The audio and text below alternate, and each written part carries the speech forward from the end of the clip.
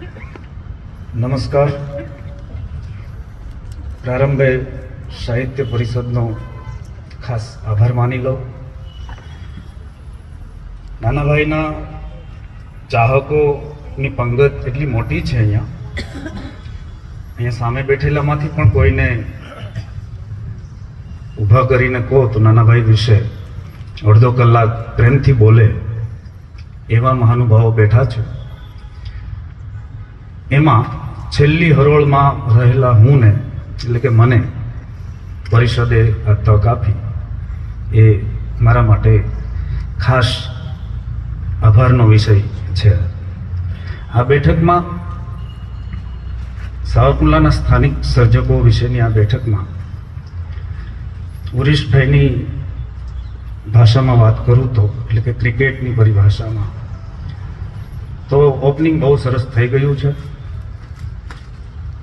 Opener જ સદી ફટકારી ચૂક્યા છે એટલે પછી આવનારા એક બે બેટ્સમેન નિષ્ફળ જાય તો મેચ નથી હારી જવાના એમ માનીને હું એવી હરોળમાં ક્યાંક ઊભો રહું તો મને ક્ષમા કરશો.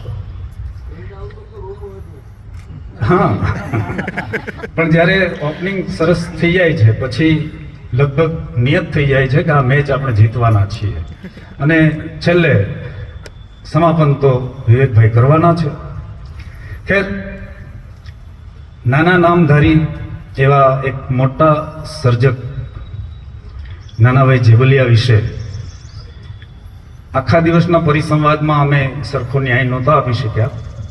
એમને મારે 20 મિનિટમાં ન્યાય આપવાનો છે એટલે બહુ સંક્ષિપ્ત થોડું આચમન માત્ર કરવાનું થશે અને હું મારી શૈલીમાં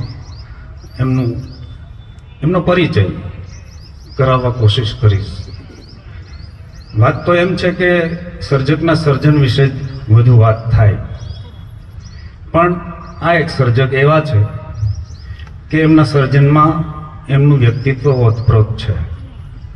એટલે કોઈ પણને આપણે એમની કૃતિલક્ષી સમીક્ષા કરવાનું કહીએ તો પણ એમની વ્યક્તિતાનો બાદ નથી કરી શક્યા એવું આ પુસ્તક કરતી વખતે મને પ્રતિપાદિત થયું છે.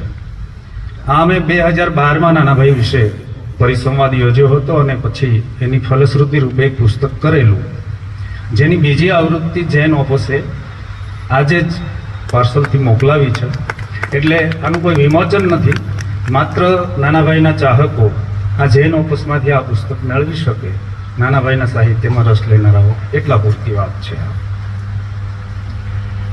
તો આવા મોટા ગજાના સર્જક નાનાભાઈ સાવરકુંડલાથી 18 કિલોમીટર દૂર વંડા અને વંડાથી એકદમ અંદર ખારાપાટમાં આવેલું એક ખોબા જેવડું ખાલપર ગામ, ત્યાં એમનો જન્મ થયેલો.